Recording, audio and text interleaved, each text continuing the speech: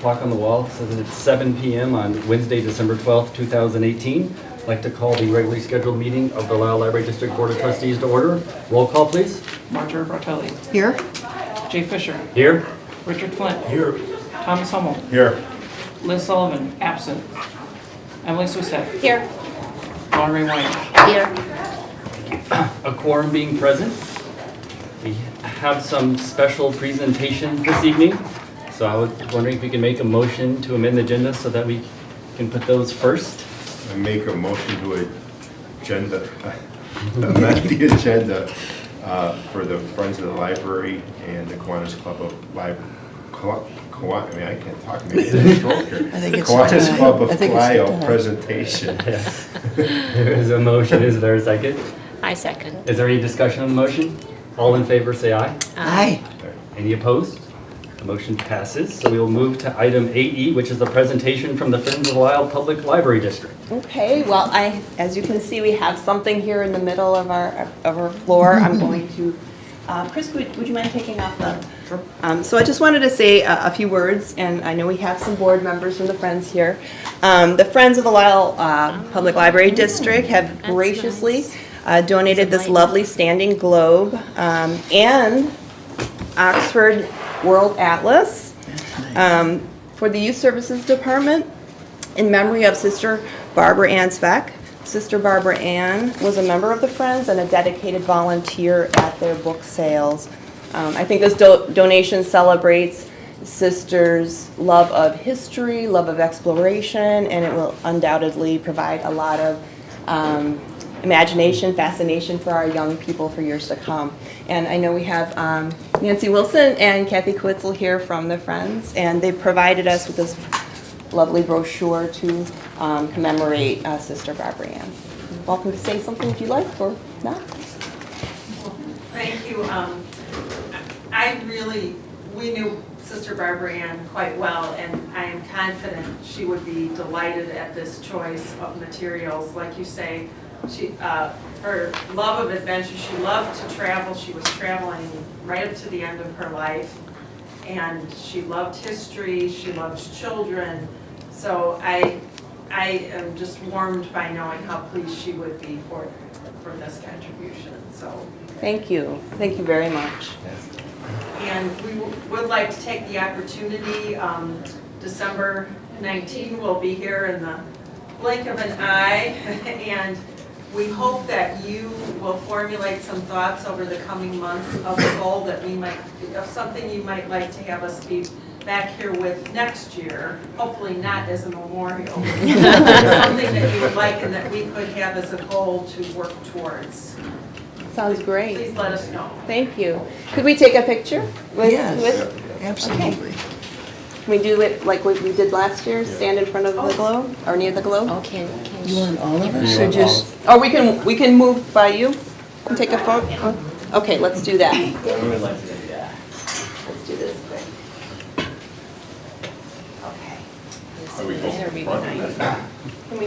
Oh, we want to? Okay. Where do you want us? Well, we've got some options. We have a lot of people. We might want to go behind the Here, you know tables there. Let's move the chair and Nancy can sit and Kathy can sit. Would you go in front? Yeah, if you guys go in front, that would be great. If the board decides in the back, and you guys in the front would be great. Yeah. Why don't you sit right in front? With my heels, I look much taller. We're figuring it I out. guess it is disabled, right? I don't know how wide you. We need Tatiana. He'll let us know. All you guys. Maybe If we Tatiana need to- can would be with this. There you go. I don't know, short. Awesome. You say in one line or You you see need to that? double On up. the side. No. Okay. Look how short it is to Jay. My heels. Should I move the water? Tatiana wouldn't that. It lights. See that way? Yeah, it's Yes. illuminated. Isn't that cool? Kidding me, All right, see? so I'm just gonna try a bunch of different ways to do this. I don't have to worry about film, so I can just keep clicking away. Awesome, thank you guys. And then I'm gonna try a little bit. Can you get the For whole the group? crouch. Alright. Awesome. And then I'm gonna try a few with flash just to be safe, so full warning. You got the whole group? Yes. So I can always crop in, I can't crop out. Whiteboard. All right, and can I get a couple that are just kind of overly cheesy? I mean, like big smiles. Yeah, exactly like that. Thanks. That's awesome. Thanks, John. Thank you so much. Okay. We were smiling. Yeah. Okay. Right here. I'm like Gets you to my smile. regular cheesiness. Gets you to smile. Thank you very much. And thank the Friends for this donation. Yes, thank you. Okay, Oh, thank you. but wait, there's more. Yes. Item 8F is a presentation from the Kiwanis Club of Lisle. Okay. And we have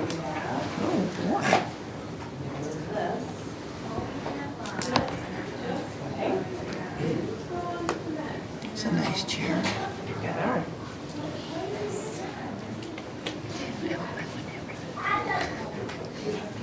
Yeah, there's two. Great. One and two. So the Kiwanis Club of Lisle has generously donated this new lightweight foldable wheelchair to replace our broken wheelchair. The library keeps a chair on hand in case a patron may need assistance in an emergency situation. So we thank the Kiwanis Club of Lisle for this very assistive as well as thoughtful donation. Thank you. And I know we've got some members here. Michael, you want to say something, or Paul want to say something or anything? Just about the Kiwanis Club? Yeah, we've been a fixture in the community for 30-plus years.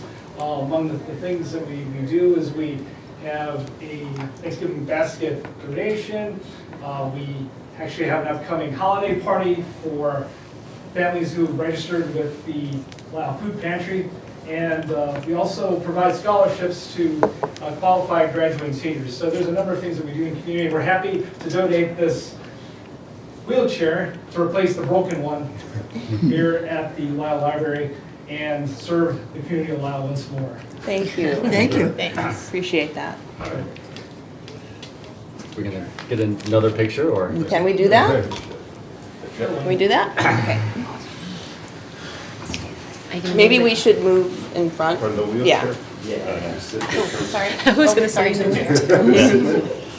I will. They would explain. Where are we going? Let's go. Did we all fit in there? The double up. Or move the board Yeah. back a little bit. See if this, how this goes. Somebody can sit in it too.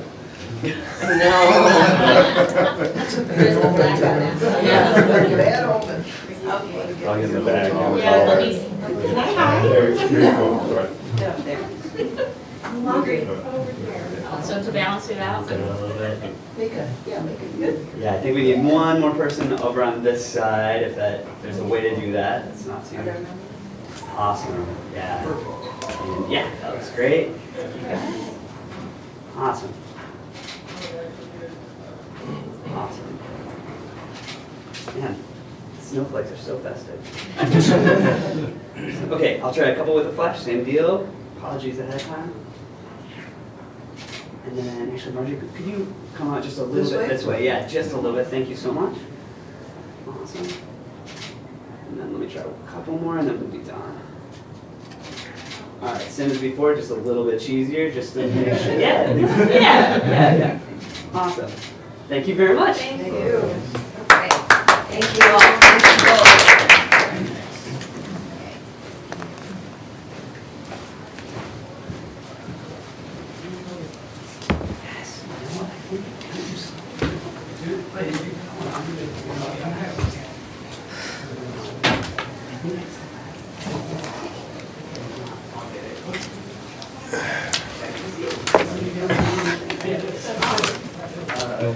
Return to the normal order of our agenda, which is item 2, opportunity for visitors to speak.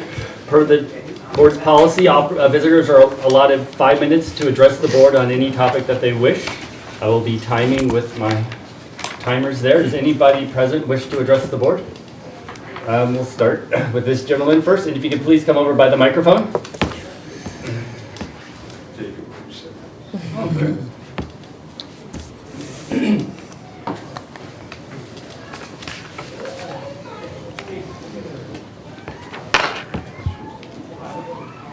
Good evening. My name is Dennis Finnegan. I live at 5158 Cypress Court in Lisle, been here since '81, September, when we built our house.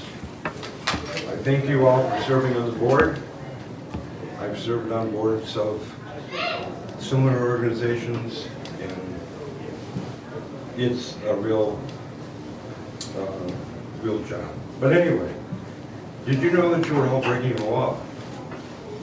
Everyone on the board. And you've heard this before. You've read my email, well, 2 weeks ago, I think. Anyway, I watched the June 8th Policy Committee, Finance Policy Committee meeting in all at the arrogance shown. Not just by Mr. Flint, but by all of you, except for Mr. Hummel. Why? Because, like I said, you're all breaking the law.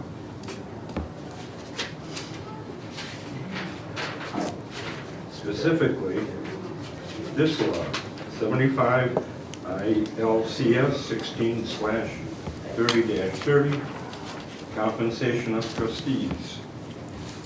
This is the section for library boards. The park board is terrible, by the way, all the compensations they get. Trustees shall serve without compensation, but shall be reimbursed from district funds for all their actual and necessary expenses incurred in the performance of their duties. I ask that you place the repeal of Article 13 of your bylaws on the agenda for next board meeting. Thank you. Thank you, sir. Ma'am, you wish to address the board?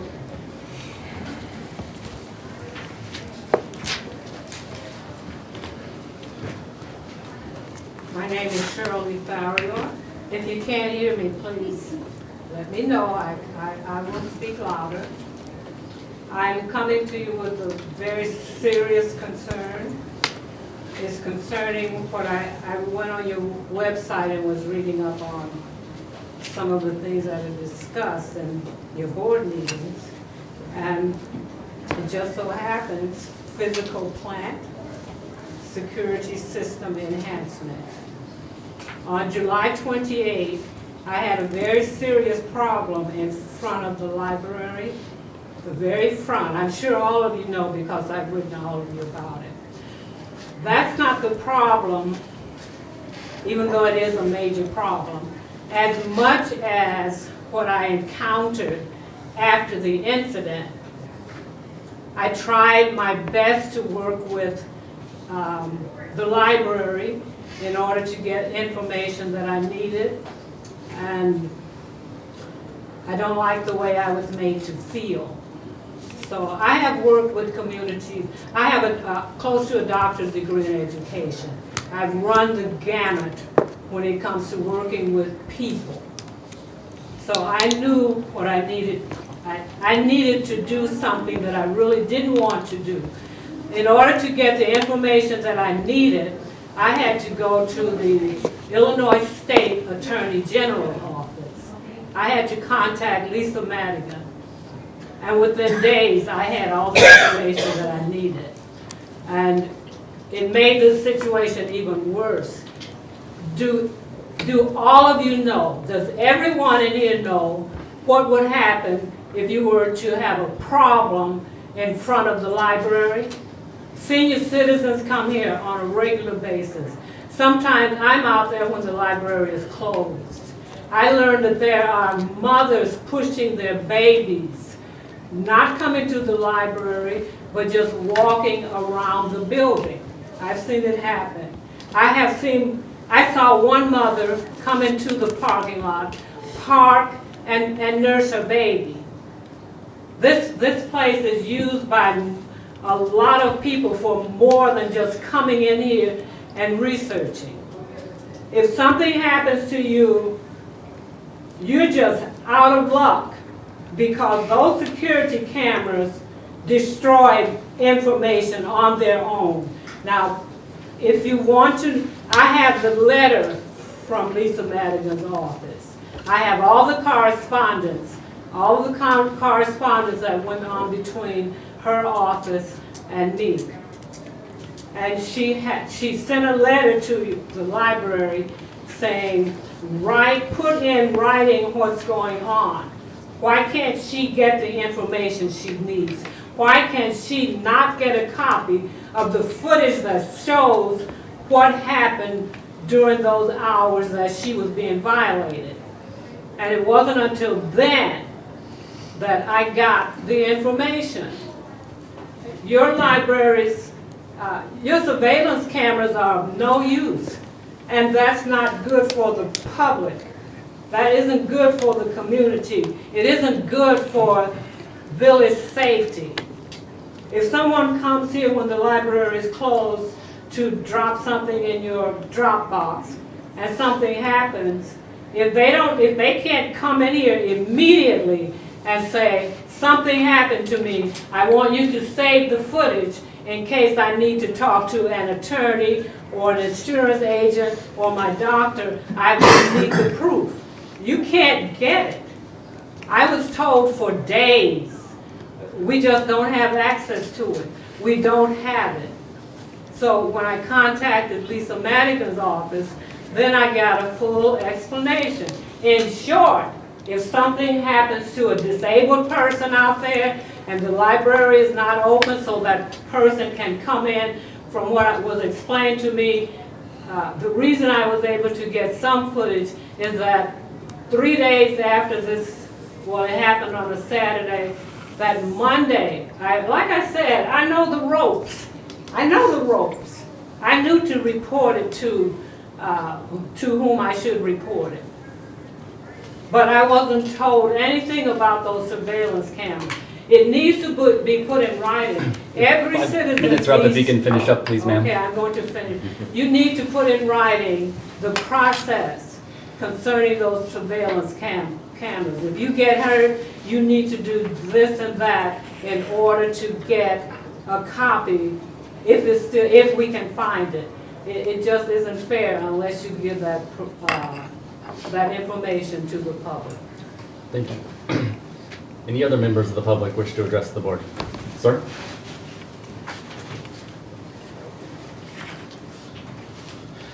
I'm John Kraft. If I know Mr. Finnegan was going to be here to talk, I could have went home several hours ago when I got done to pay the election commission. But I'm here, so I'm going to talk. The June 8th policy meeting.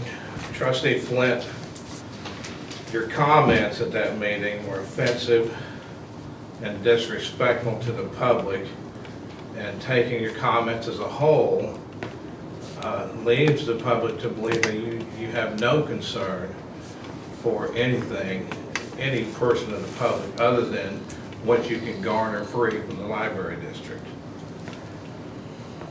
I don't know what you're motivated by to obtain the illegal advantages of your position that, according to the library district, mandates that you work without compensation. When you're allowed to order library materials for personal use at a discount, the discounted price is compensation to you. When the library code says work without compensation, when you're allowed to keep books late without paying a late fee for personal use, that fee that you didn't have to pay is compensation. When the library code says you shall work without compensation. I don't know why you think you're above the general public. I don't know why you think that laws and rules don't apply to you. I don't know why you think that you don't have the same consequences as a person that votes you into office, which I hope they'll never do again, would have to pay for being late and turning a book in.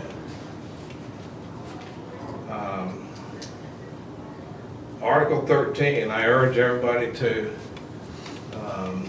revoke Article 13 of your bylaws. It says upon election you're exempt from fines and fees, and library materials for personal use can be purchased at a discount. All of that is compensation, illegal compensation. Article 17 actually corrects Article 13 because Article 17 says Illinois statutes supersede any of the above articles. And the Illinois statute is the Illinois Library Code that says you work without compensation,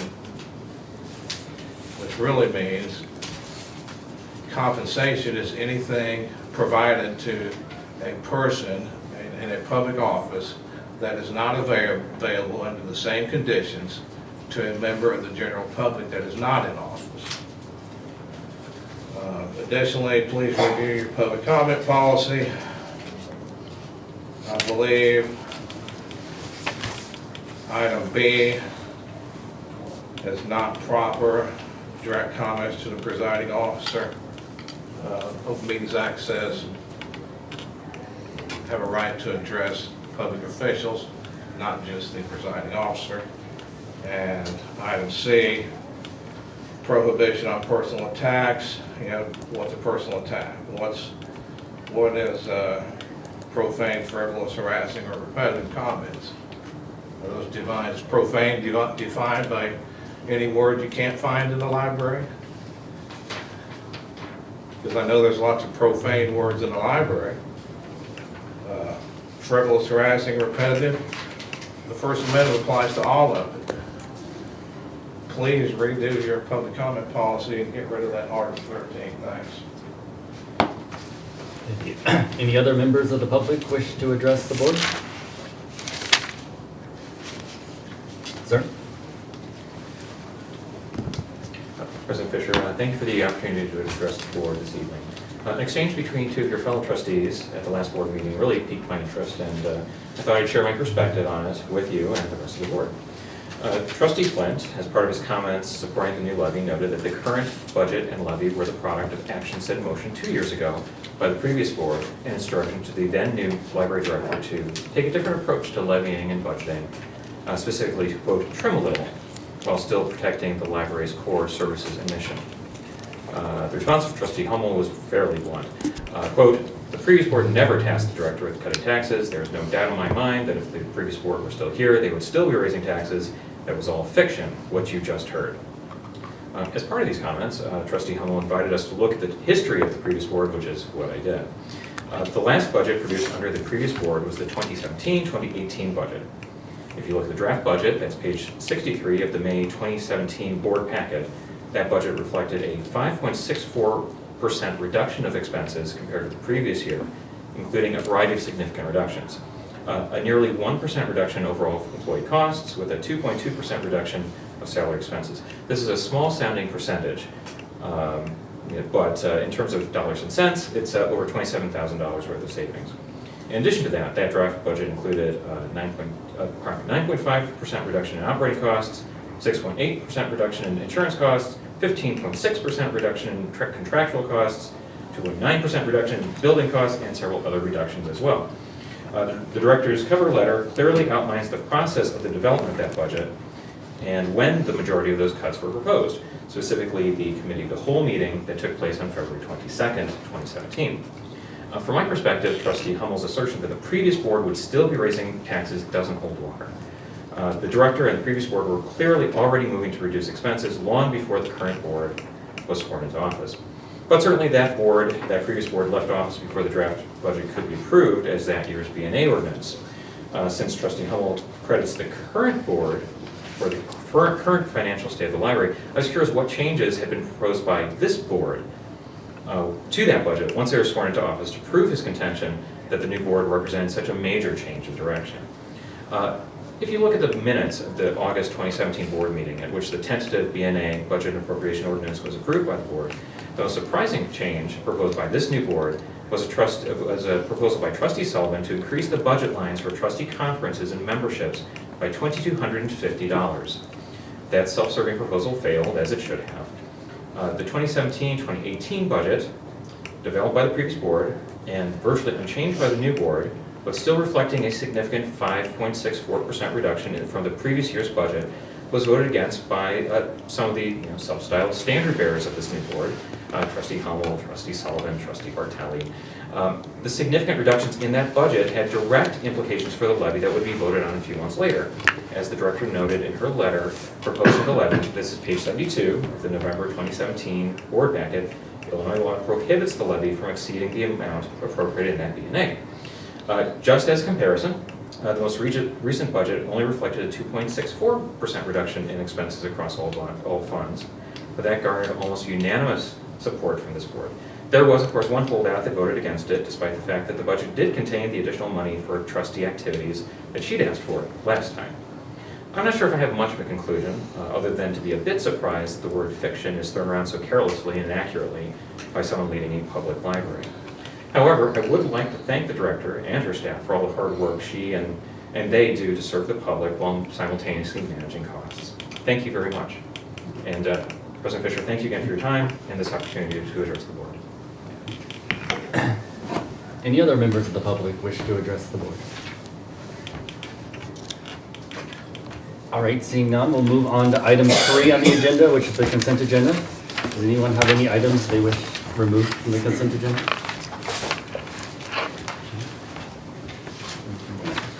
I make a motion to approve the consent agenda. There is a motion. Is there a second? I second. There is a motion and a second to approve the consent agenda. Any discussion on the motion?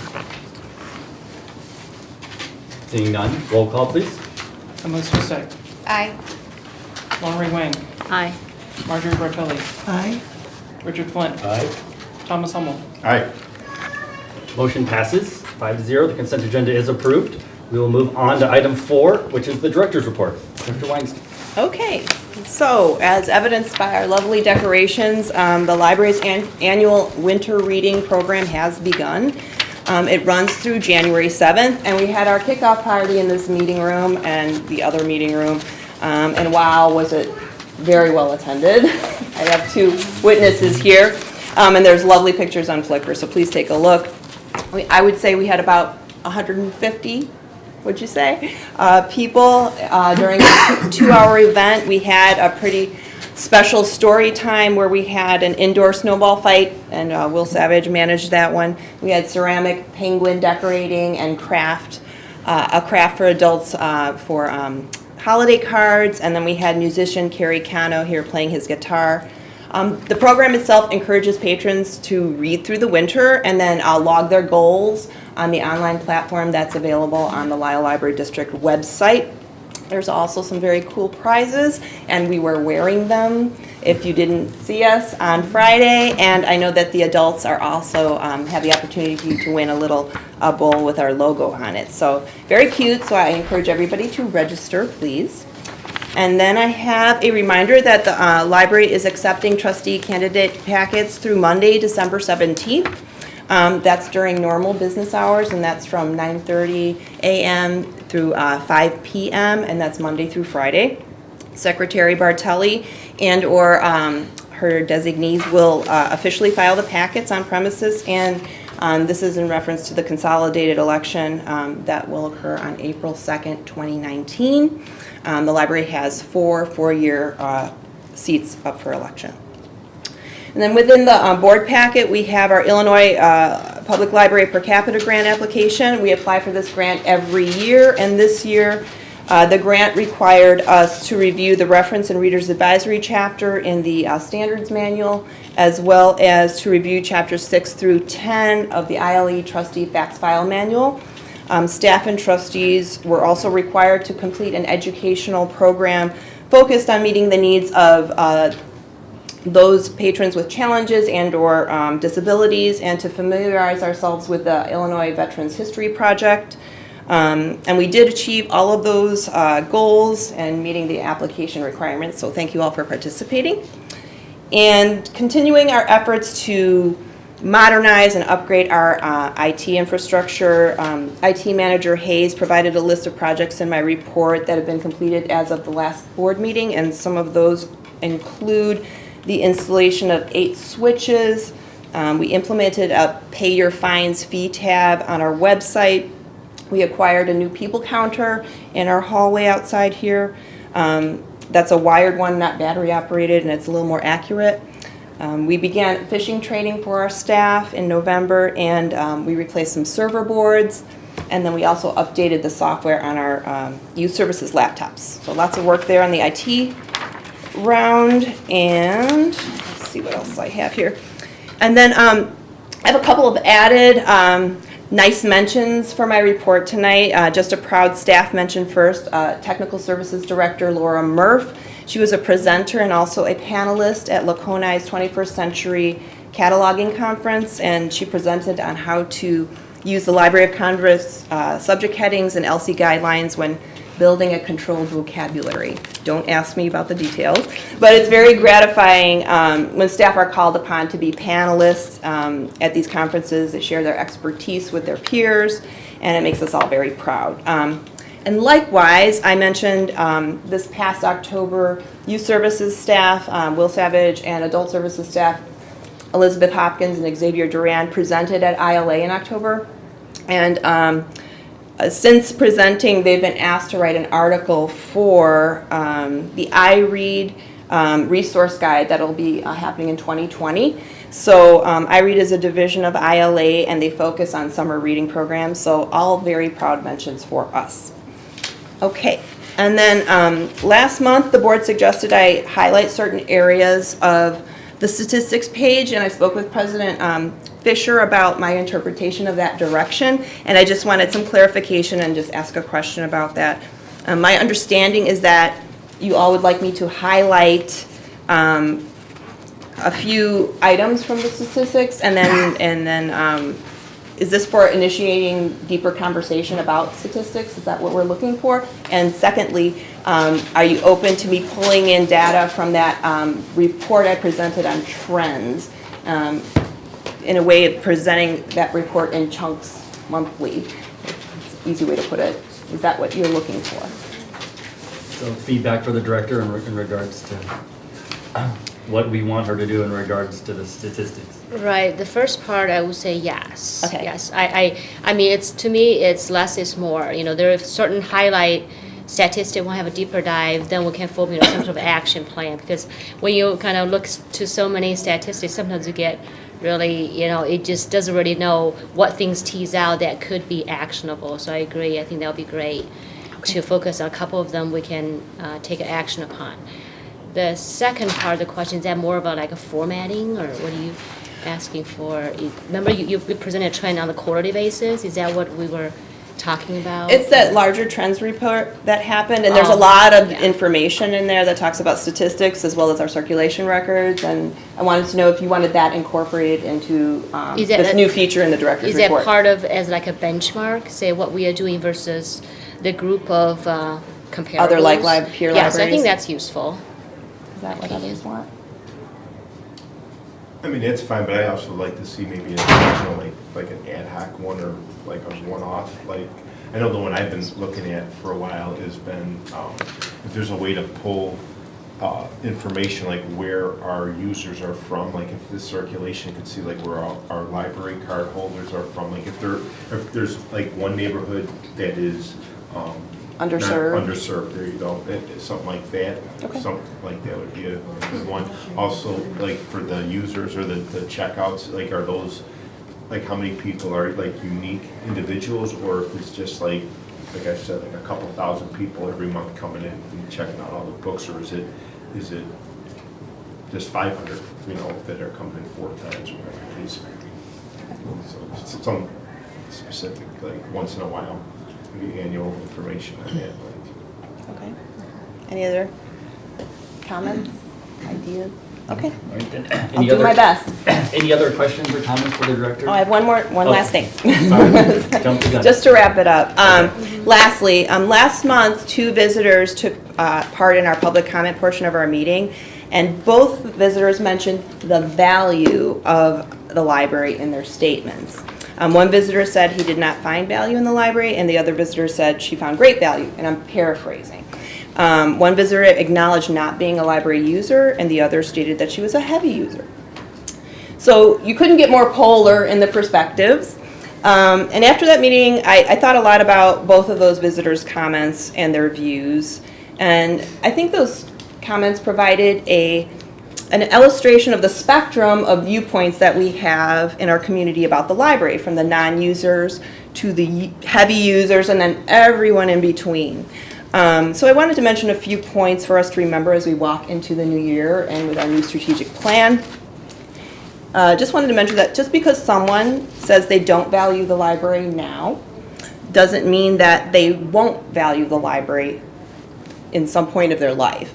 And conversely, just because someone is a heavy user now does not mean that person will continue to be that or even live in the community in the future. So my job, and I think our jobs essentially, are to recognize that diversity in our population and to plan for the current and future users of the library, and then address the non-user viewpoints with, most importantly, our mission in mind, and that's to enhance the cultural, social, and lifelong educational development of the community. And this is an ongoing exercise. As an integral community institution, there are really, like I just mentioned, 3 things I think we need to keep in our minds. That spectrum of perspectives, the fluctuating community expectations, and then just to remember to plan for innovation and efficiencies as we move forward. So I wanted to thank those 2 individuals for providing those 2 comments last month. That's all I have to say. Thank you. So there's comments and questions for the director on her report. Well, as regard to your last observation about polarization in those 2 comments, I think that we should continue to keep in mind what I said last month, which was we need to find ways to build community and to turn non-users into users. Okay? There's lots of ways to use the library, and as sort of piggybacking on your discussion of statistics, one thing that's unambiguous, has been for years, is that people are increasingly using the library as event space more than just a book museum, which isn't to say that we should look for ways to slash our physical holdings, but while we grow that proportionately to what people want, we should be looking for ways to meet the public's needs for meeting space, for events, for community events, for classes, for programs, etc. Thank you, Richard. Any other comments or questions for the director? All right, thank you a lot. Tatiana? Item 5 on the agenda is the Assistant Director's Report. Assistant Director McClellan. First, I wanted to mention that the Northern Illinois Food Bank sent us their annual report, and the reason they sent us their annual report is we are mentioned in here as a community network provider, and we are listed in the back with many other organizations such as libraries, park districts, schools, who helped, and that is because we helped during the summer with the summer lunch for students that normally would get lunch at schools, and we did that from like June 6th to about August 6th. So as I said, we're mentioned in their annual report. I could pass this around if board members would like to see it. As I mentioned in the written report, our storm sewer cleaner, they were Visu's Sewer. They submitted their analysis of the drainage issues that we had with the storm sewers, and they provided a technical report that included the camera video that when they put the camera device down the sewer, what they saw. And then they transcribed that into a written report and made suggestions, and they prioritized some recommendations for us to consider. Next week, when we have our staff meeting, Officer Dan Taylor of the Lisle Police will be coming, and he's going to review active shooter training with our staff. And as I said, that will be at our December staff meeting. A few elements with the facility. Our safety team did work on our replacing batteries in our AED units, and also evaluated some first aid supplies. We have first aid kits in our staff lounge, at the circulation desk, and also up at youth services. Staff have received favorable comments on our ICE alert sign, and actually we received a second one from Lyra, our insurance agency, and we put that in the south parking lot along the railing there. And then finally with the facility, just last month, we noticed that the paint was chipping on the stairwell railings. And so we had that stripped and removed, the paint, and then we've just left it with the bare wood and put varnish on it. It looks real nice and it matches the color of the wooden doors, like here on our meeting room. And finally, with the elevator update, the elevator permit has been approved by the village, and the fire safety permit is in the process with the Village of Lisle's consultant. The fire safety components from Johnson Controls have all been shipped here to the library. And Coley Elevator has notified us that they've received all the components for the modernization of the elevator. And Coley Elevator plans to begin work here at the library the week of December 27th. How many days of that, you know, how long will it take to? It'll be several weeks of installation and then they have to test it. Okay, so it's not like a Should couple be of days. January. January? Yeah, hoping. And what is the procedure and timeframe in regards to the sewer issues?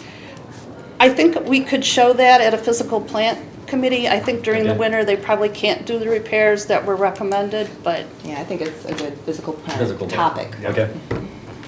Any other questions or comments for the assistant director?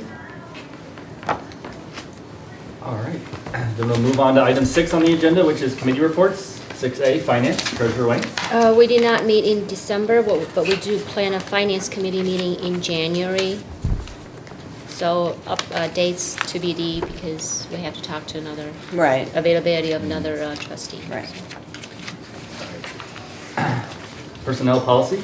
We should plan a meeting for January also.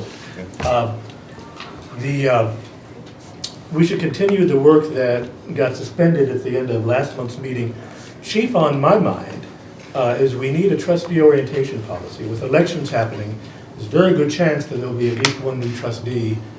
Who knows how many? 4 seats are up for election. So I think we need to get this settled.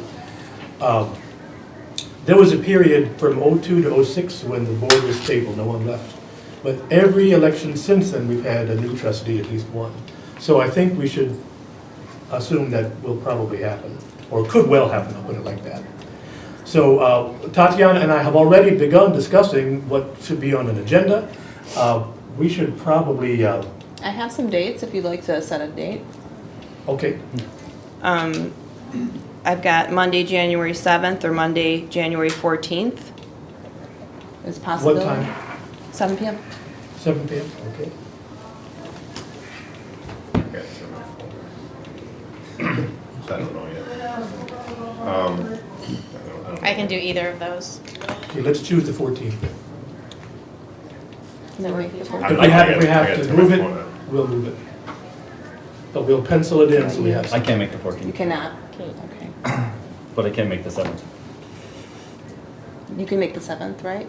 Yes, I can make the 7th. You can make? I can make the 7th, yeah. Okay, so we'll pencil in the 7th, and if we have to move it, we'll move it. Okay. Great. What did we say, 7 p.m.? Monday at 7. The January 7th? Yeah. Okay. All right, great. Physical plant. We will also have a meeting in January. Oh, boy. I know, what dates did we have? I know we talked briefly. Well, now, we had 2 dates, but now there's one, Wednesday, January 6th at 7 p.m. Does that work? 16th, I'm sorry, 16th at 7. January 16th? Wednesday at 7 p.m. That's for physical plant? Wednesday, January 16th, Yes. At what time? 7? 7. Does that work for you guys? I can do that. Okay, let's do that. How about you, Marjorie? Marjorie? Does that work for you at Yes. 7? Oh, great. Thank you. Excellent. Okay. Excellent, so the committees will be busy come January, Yes. the new year. Item 7 on the agenda is unfinished business. I do not believe we have any unfinished business.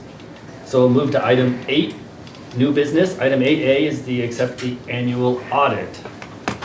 We have our Ginger, you want to representative. introduce? Kevin is not here from Community, who is usually our auditor, And we have a senior person here, Abdul. Sorry, I don't know your name. And so he's going to present the audit for us today. Hi everyone, my name is Abdul Khan from Community. If you could come up and speak into the microphone so that those watching over the great interwebs could hear you. Hi everyone, my name is Abdul Khan from Community and Associates. We've done your audit for a little bit. What I'm here to do today is report on the findings of our audits, if we have any, and just talk about how the audit went and any suggestions that we have from our end.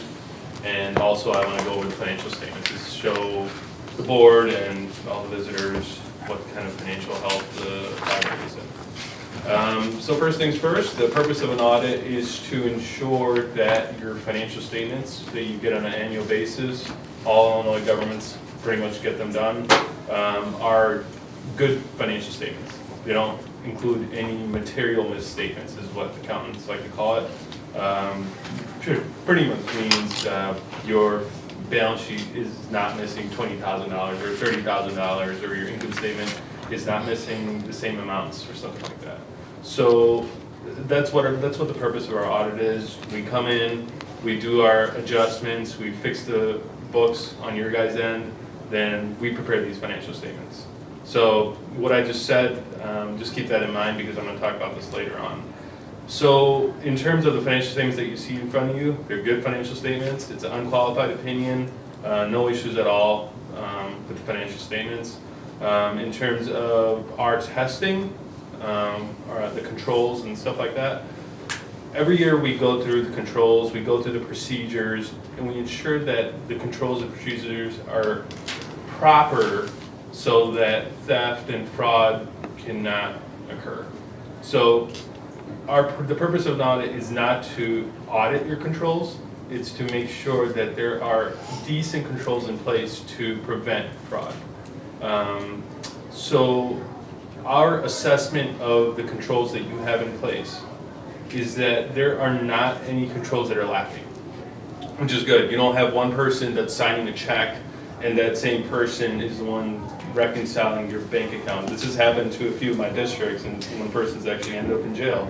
It's a bad control, and there's no board oversight, or the board is their friend or something like that. So your controls are proper, is what I'm trying to get at. Now, two controls that we do always suggest in our management letter, it's a 3 or 4 page letter that just discusses your controls, are lack of preparation of financial statements, which is what I discussed before. We are the ones that are preparing the financial statements. It should really be the library, but in order to get that done, you have to hire a CPA, pay him $100,000. It's not feasible for a library. It's not feasible for any libraries.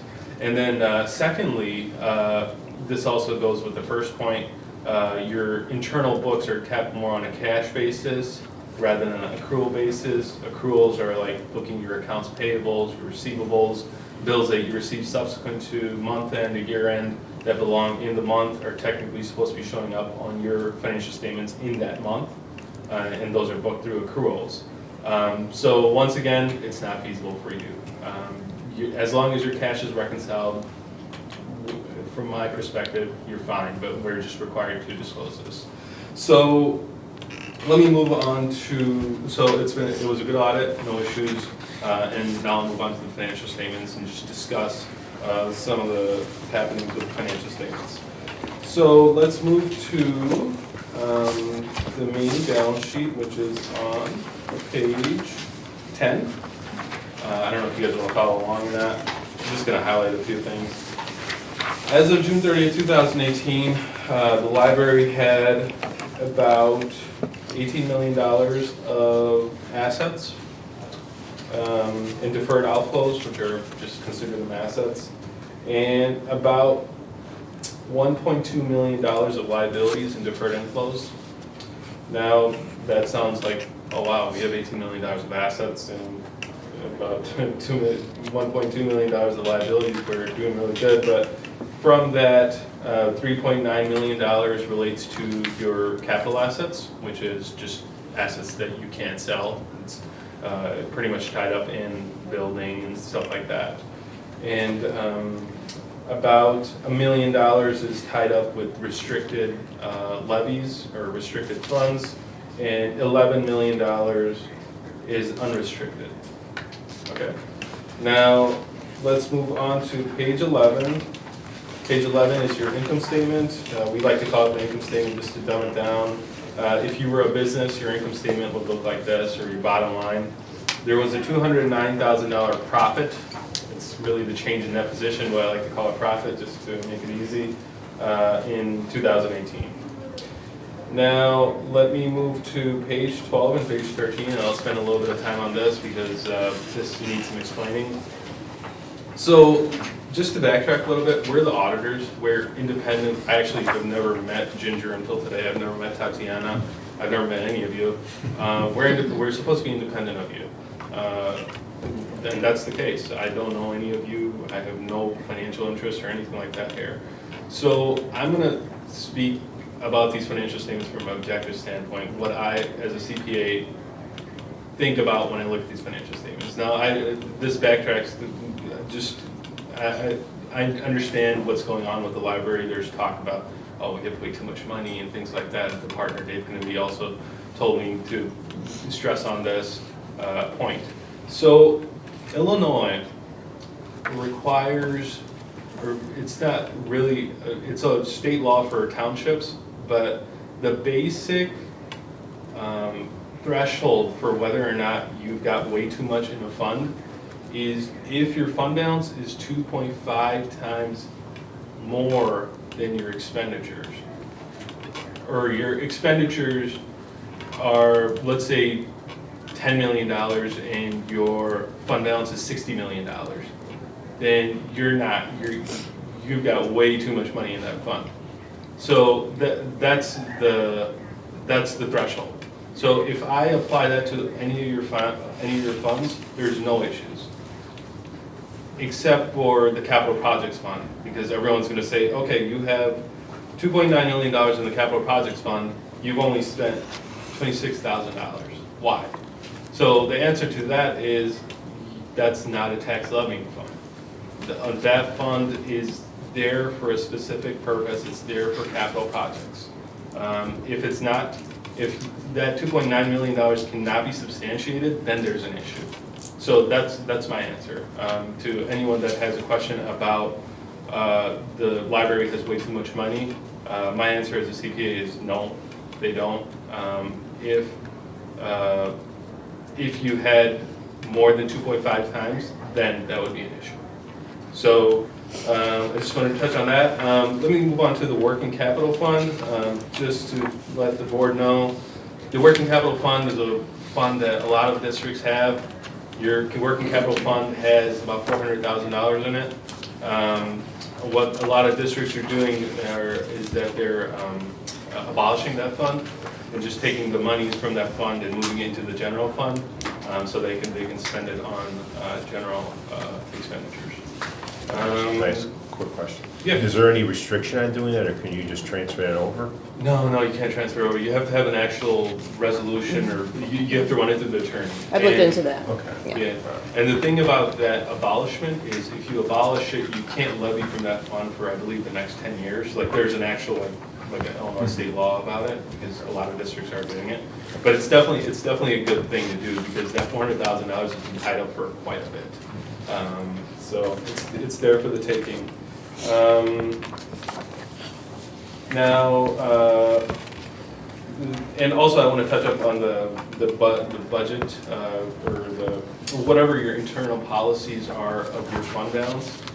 That's something that probably needs to be looked at, because I believe Ginger was telling me you guys do have a fund policy for the general fund. If your internal policy says your general fund can't accrue more than $400,000 of fund balance and you have $2 million of fund balance, then are you breaking the law? Illinois state law? No. I mean, it's internal policy. So maybe that internal policy does need to be amended to reflect what really is happening with that fund. And lastly, you guys didn't expend more than what you budgeted in any of the funds, which is very good.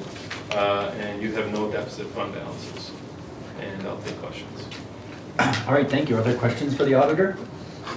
Comments? You must have done a very good job explaining because there's no comments or questions from the board.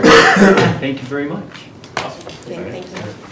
I believe we need a motion to accept the I annual move to audit. accept the audit report.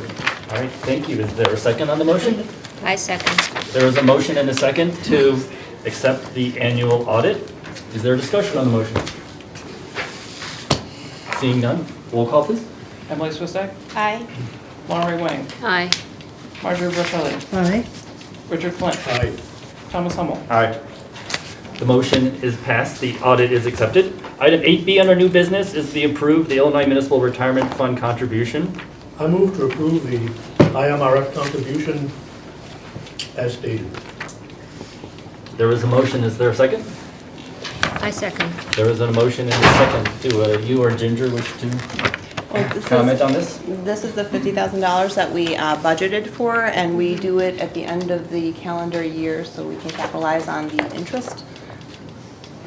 And then also as part of the next month Finance Committee meeting, I think we're going to try to invite the representative from IMRF to talk about the kind of our returns for the year and our kind of funding status versus the rest, the comparable group. All right, we can make that information available to the whole board as well. Oh, sure, yeah. That would be great. Any other questions or comments on the motion? Seeing none, roll call please. Lori Wang, Aye. Marjorie Bartelli, Aye. Richard Flint, Aye. Thomas Hummel, Aye. Emily Swistek. Aye. Motion passes 5-0. The budgeted amount will be contributed to the IMRF fund. Item 8C, the approval of the per capita grant. We need a motion to approve the 2019 Public Library Per Capita and Equalization Act grant application. I move to approve the 2019 Illinois Public Library Per Capita and Equalization Aid grant application. Second. All right, there was a motion and a second. Any discussion? The application was in your packets. How much do you think it would be? I don't know. It changes every year. It has been going changed down. every year, but do you, Every year it's been going down a little what was bit. the last one? 22? I think it was 22, I think it's 7 here. I think it went back up to Back up. 32. Oh, it went from 22 to 32? Yeah, it's in that range. Do you have an idea what it'll spend it on? We, it's in the packet, there's a list of the categories that, materials, supplies, equipment, there's general categories. It does say right here fiscal year 2017, exact amount of per capita grant received is $22,131.65. All right, is there further discussion on the motion? If not, then we'll roll call. Marjorie Bartelli, Aye. Richard Flint, Aye. Thomas Hummel, Aye. Emily Swistek, Aye. Lori Wang. Aye. Motion passes. The per capita grant application has been approved. Item 8D under new business is approve the 2019 holiday closings. Need to affirm the closing dates for the 2019 calendar year. Someone wish to make a motion? I move to approve the 2019 holiday closing. All right, is there a second? I'll second. There is a motion and a second. Any discussion on the motion? All right, we'll roll call. Richard Flint, Aye. Thomas Hummel, Aye. Emily Swistek, Aye. Lori Wang, Aye. Marjorie Bartelli. Aye. Motion passes. So we have our scheduled days that the library will be closed next year.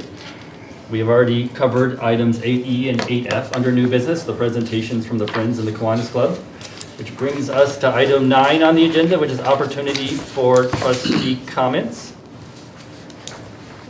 Yes. No, we'll start with trustee Bartelli. Trustee Wang left. She'll be right back. Yes, on Giving Tuesday, I had an opportunity to visit Giant Steps in Lisle. They serve the autism spectrum population. And I met with Lisa Ewers, the Director of Development, and Julie Zajac, who organizes their library. I spoke with them about issues they're facing, and when I got back from the visit, I had asked Tatiana or someone on her staff to contact Giant Steps and speak with the librarian to see if there was any way we could be of help to them. And Tatiana did that right away and took care of that, and I appreciate that. Thank you very much. Absolutely. And I've learned that our staff has worked with Giant Steps over the years, so that's a good thing. And besides that, I'd also like to wish my fellow trustees and director and staff happy holidays. Thank you. Thank you. I am next. I actually, when I worked for a state representative back in the mid-90s, she was the sponsor of the bill that got the initial state funding to create Giant Steps. Wow. Back before it moved on to Lisle, so I was glad to see that that they're still going strong and that we'll be able to work with them. I think that's a great opportunity to work with a good organization. That's all that I have to say. Trustee Flint? This holiday season is always a time for foundation stories, and it happens in the great religions. It happens here with the Library too. There's 3 years ago that we celebrated our 50th birthday. We had a very nice party. It was a Saturday, special Saturday after hours party, and it was very, very nice, very well attended. One thing we didn't do that we probably should have done at that time was recognize the women who actually founded us. And we're very fortunate tonight to have one of those women present. Nancy Wilson, who is seated west of Kathy Kwitzel, was one of the women who in those days, and by the way, the library was founded in December of 1965, she and her partners realized that Lisle doesn't have a library, and we should. Can you imagine anyone being so proactive today? It boggles the imagination, going from house to house, involving lawyers and accountants and other government officials. What's the best type of library? A municipal, a district, this or that? And she had to get signatures, and I believe it was a bond issue that was involved. And that took such courage. Can you imagine anyone daring to go house to house today advocating for the creation of a new government entity that we didn't have? So I would like us to honor Nancy Wilson. The room we're in right now is called the Kwitzel Meeting Room. That's after Nancy's late partner, Marilyn Kwitzel, who was the mother of Kathy. Also, Barb Roque was in that group too. She's not here tonight for reasons of health, I'm told. But I just feel that we ought to take the opportunity to extend our admiration, our love, and our gratitude to Nancy. And the flowers that you see nearest her are for you. Happy holidays. And from the bottom of our hearts, thank you. Hear, hear. That's a lot of work. And we all had little children, so, you know, to give our time was pretty valuable. Thank you. Thank you. Me? Okay. All right. Back in November, I was at a Kiwanis Division meeting, and one of our employees was there, who was also the literacy director, right? Is that her Literacy title? librarian. Yeah. Jean, is it Demas or Demas? Demas. Demas, okay, yeah. Pronounced Jean Demas. So she gave a good presentation to the Kiwanis about the value of the ESL classes and trying to get more support, outside funding, and any volunteers. So it was a good thing to see. In addition to that, also I noticed in the IPLAR report, we had the, it does say we did check the box about still being interested in the Illinois State Library Veterans History Project. I'm glad to see that, and I would like to maybe see us be a little bit more proactive with that, and also see if there's some potential to work with some of the neighboring libraries or regional, some libraries in the region to maybe promote that and/or even do additional programs or services for the veterans, so. Okay. Trustee Swista? I was one of the trustees who came to the winter read party on Friday night, and I just wanted to share some feedback from my own family, but from other people that spoke to me that evening. First of all, when I walked in at 6:10, I could not believe how packed this room was. It was amazing, and so my kids actually said they wanted to go straight upstairs. So we went upstairs for a little bit, came downstairs, and then got in line for hot chocolate and cookies, and it was probably 50 people deep, like the whole time waiting for that. There were people of all different ages and ethnicities working on creating the card craft at that time. Mr. Will had a story time with the children, and then they did impromptu, not impromptu, but a little fake snowball fight that was a lot of fun for the kids, and the cleanup I'm sure was fun too. And I actually had gone upstairs after, and this woman talked to me that I know from my kids' school, and she said that, first she said she was so impressed with the fact that the craft at the beginning, making the cards, was something that appealed to everyone. Everyone in the community could come in and make these cards, and she said that in the time that she sat there making the cards with her children, 3 different groups of people sat down at her table, and they were all of varying ages and had different people with them, and she said that she had this incredible sense of community being with these other people, and they were all joined together at the library, and she thought that was really cool. And as we were talking, then she found out that I was a trustee. She didn't know before then, and she said, you were a trustee? And I said, yes. And she said, I read your strategic plan. I really enjoyed reading it, and I thought it was very informative, and I look forward to seeing what's happening in the future.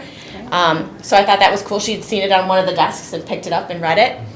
And then my kids actually had so much fun on Friday night, and with some of their friends that were here, that we closed the library down. We were here till 9 o'clock when they made the announcement that it was time to go. And they and some of their friends have asked if they can come back this Friday night and close down the library again. So anyway, I just wanted to share that, and it was definitely a huge success. It's great to hear. Yeah, a couple comments, and as part of the January Finance Committee meeting, I think our committee will have opportunity to maybe review our auditor, our current auditor, and also our financial advisor, and take a look at, their performance, what we get so far, and, what additional service we may need that we could seek outside beyond what we have today. So we'll take a look at that and report back to the board. And a second thing is, I know that 3 of us are going to have our committee in January. It's going to be really busy January, but as we think about our agenda, what we want to achieve as a chairperson of the committee, I think we should go back and take a look at the strategic plan we just completed, and to make sure that our agenda, our objective, closely align with that. So that's my comment for the day. Thank you all. That completes our agenda for this evening. So I wish everybody happy holidays and a happy new year, and see you back, as Laundry said, it's going to be a busy January. So if someone wishes to make a motion. I move to adjourn. There was a motion to adjourn. Is there a second? I'll second. All in favor, say aye. Aye. Any opposed? We are adjourned. Thank you.